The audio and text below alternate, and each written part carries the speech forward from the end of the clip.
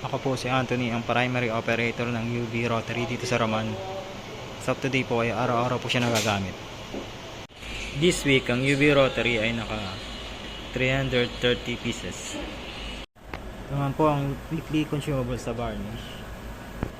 Sa white. Sa black.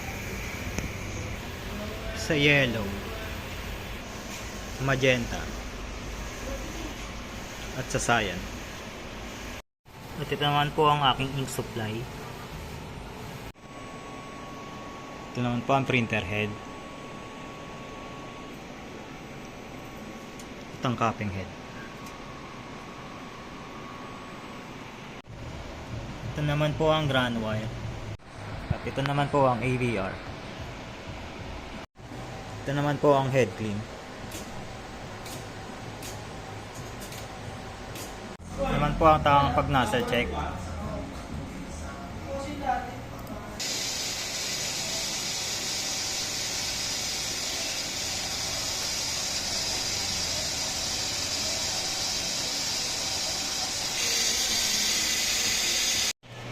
At ito naman po ang waste tank at araw-araw po siya nililinis.